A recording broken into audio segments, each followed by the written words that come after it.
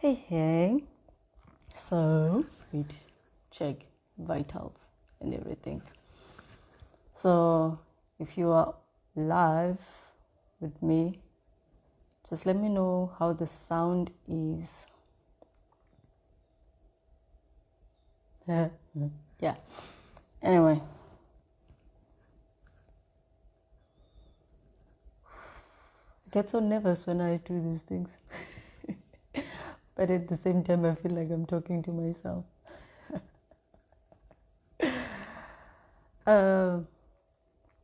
So these past 2 weeks,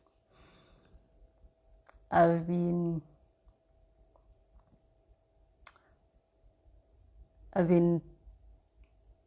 coming to a realization, I would say. Not really, no. Don't have a definite definition of the stuff I'm going through. But I would say it's a realization in terms, firstly, of doing these diaries, these lives.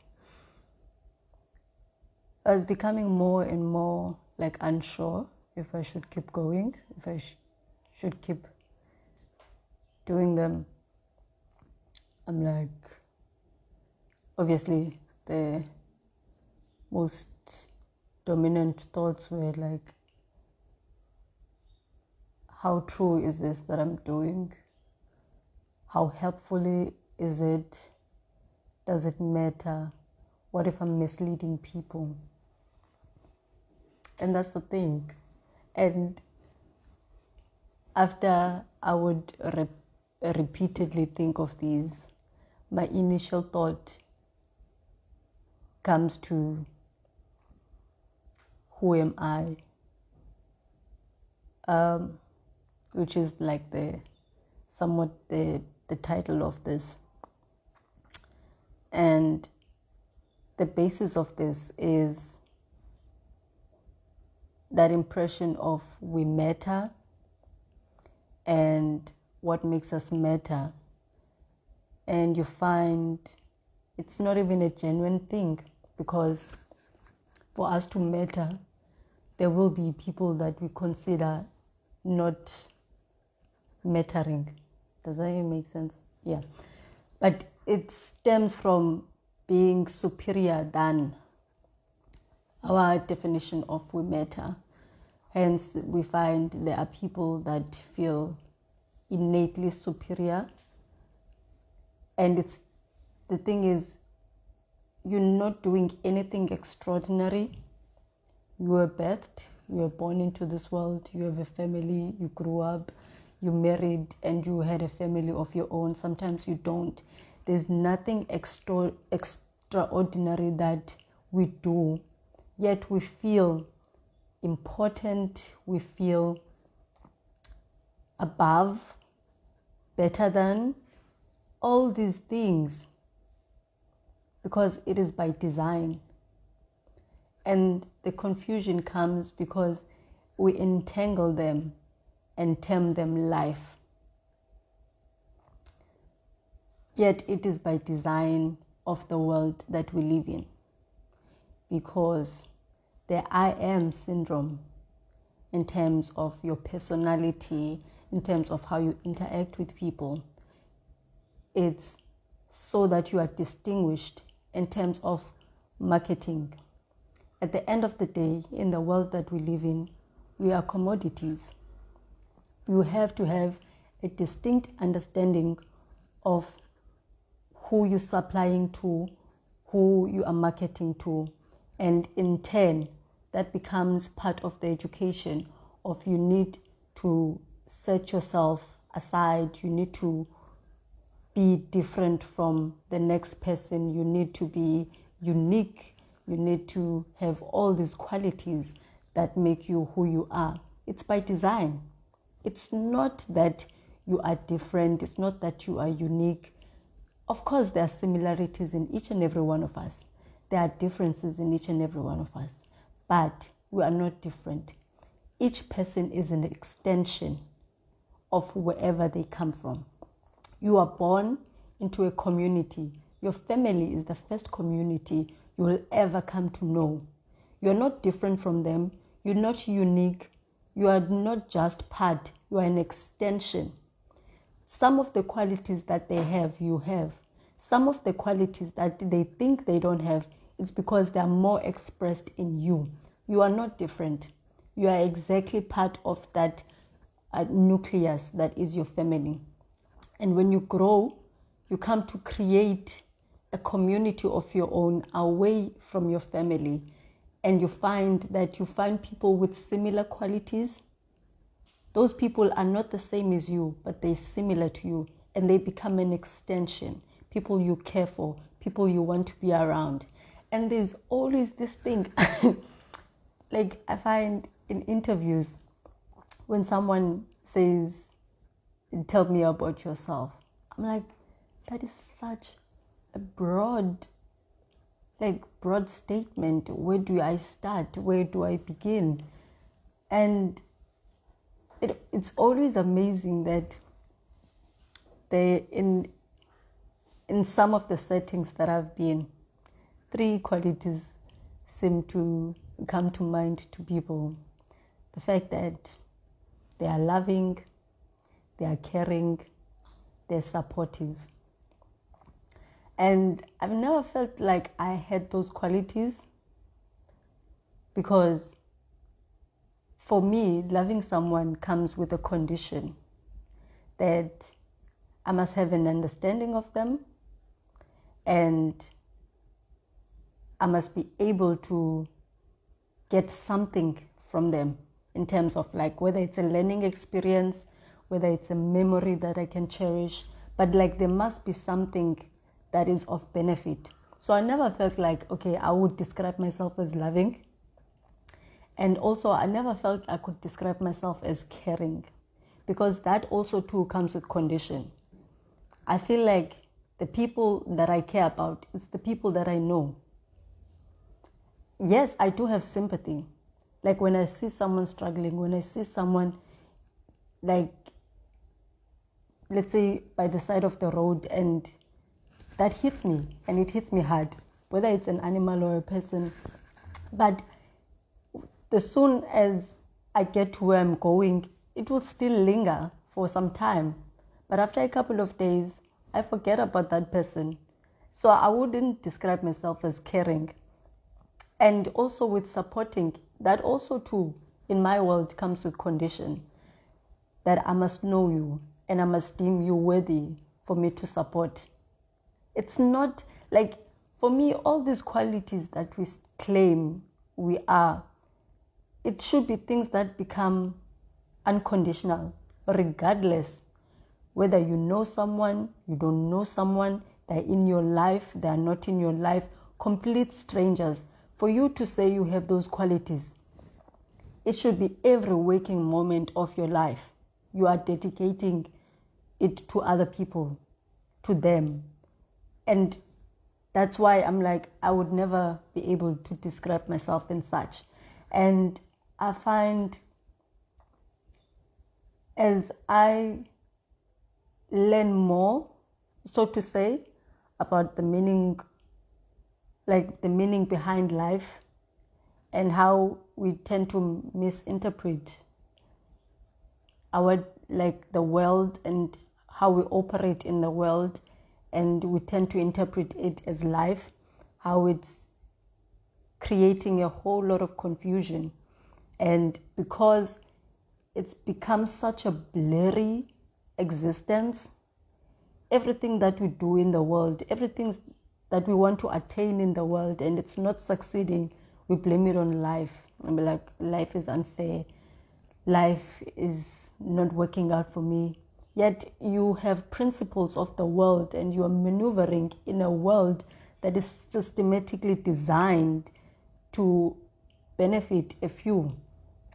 And we even lack the commitment to see most of the things that we want through in the worldscape. And we tend to come back and be like, life, where is God? Why is this happening to me? And it's a confusion that is also by design. It's also through education, where we are told that this is life. No, this is the world. all the education that you have acquired over these years, things you were taught, the people that you saw, and they saw the need to educate you, whether it was your family, your parents, your uncles, friends, everyone. It is the world, and it is by design. And it takes time. I've been through some painful moments of just trying to break down my understanding, and sometimes it felt like I was losing my mind because I'm like, if this is not what I was told, then what could be the actual thing that I'm supposed to learn from this process? Let's say, if I do not believe in God, who am I? And that's the thing. You are human. We are all part of creation. We are not more than, we're not less than, we are just beings. And we put so much pressure because we are who we are. And yet we can't even define that. We define ourselves according to personalities that have long been standing, that in our heads represent good people or normal people. But those are just traits that you're given so that you become more accessible to the people that are commodifying you. You're becoming more of a statistic because you're abiding by those traits, because we term it a personality, because we term it a normal thing. Sometimes it is good to just break away from the norms and what is deemed normal and just find the sense of self that you innately have, and each and every one of us have. Because at the very core of our existence is our means of survival.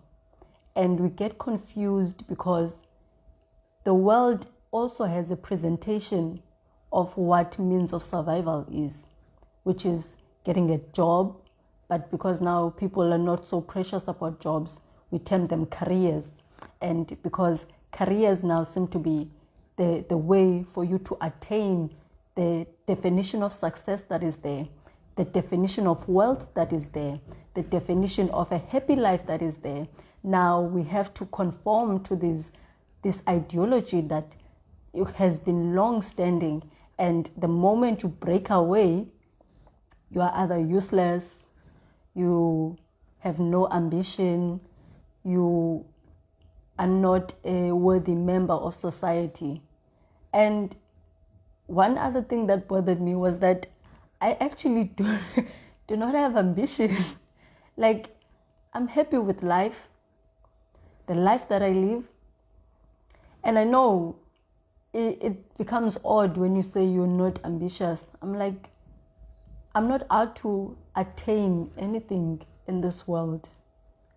Yes, I live, and I want to find the best way for me to exist and to live, and I don't want to infringe on anyone's happiness.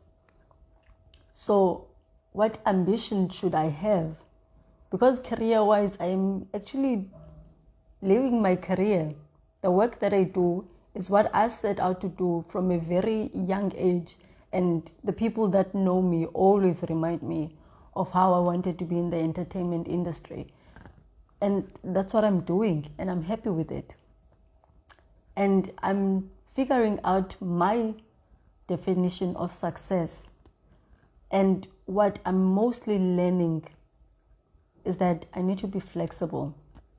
And I'm going through that of being flexible mentally and consciously, because I find when you say there's no right way of doing things, you must be open to other people's perceptions. We might have similar perceptions, but we don't have the same perception of what life is and how we maneuver in this world. So if I'm having a conversation and someone is like, but that's not how I do things, it's not me who should say, no, you're wrong. It's how they perceive things.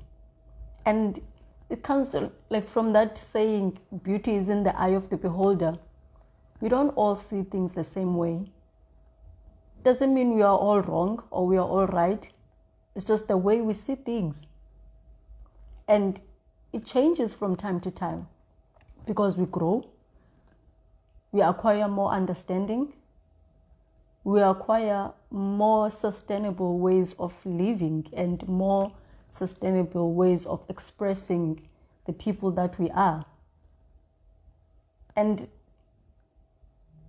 I always thought I was not a flexible person, but I find myself to be like quite flexible. It's just that I was not aware, or I was not conscious that I'm quite flexible when people want to do things that I'm not familiar with. I don't say, no, this is how I do things.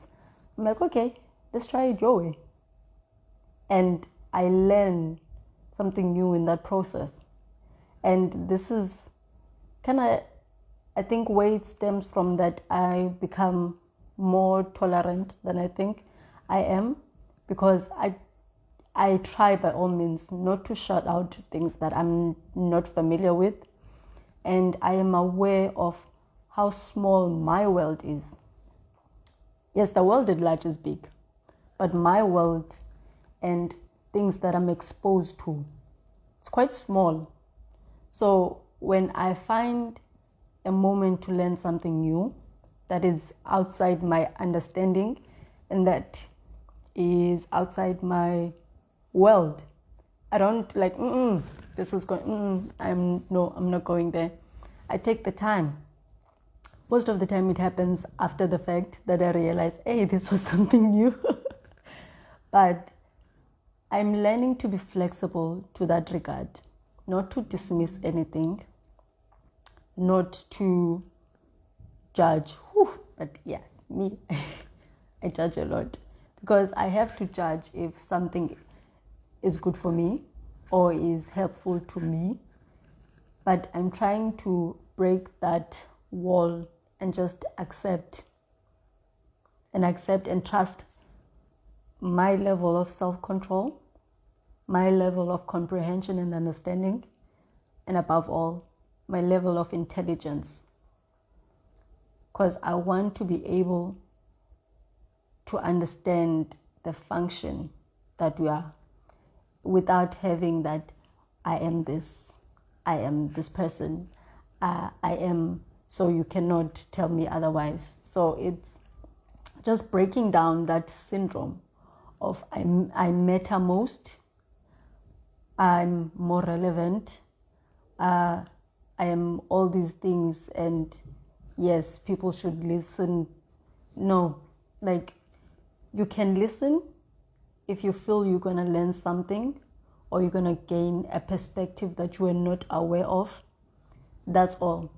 That's the reason why I'm doing this, because there is so much linear information that we find ourselves having nervous breakdowns when our lives don't function the way the world has ordained them to.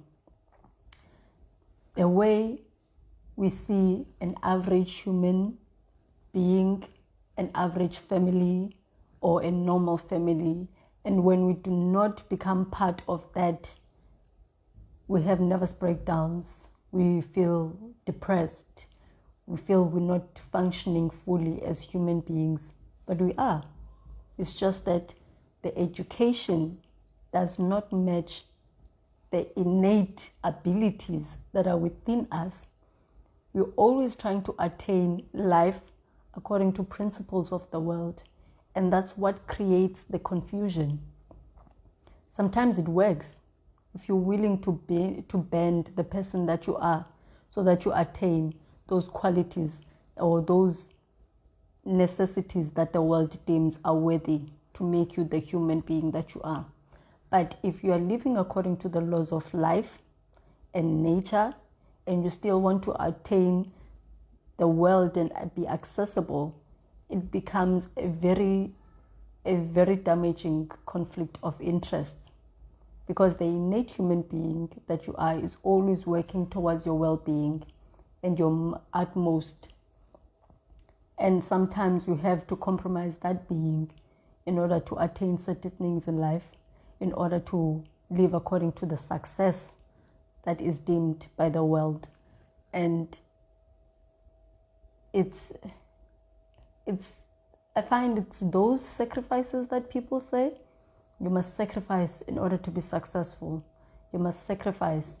But we're becoming more aware of things we can sacrifice, which is, I'm finding it's quite a relief of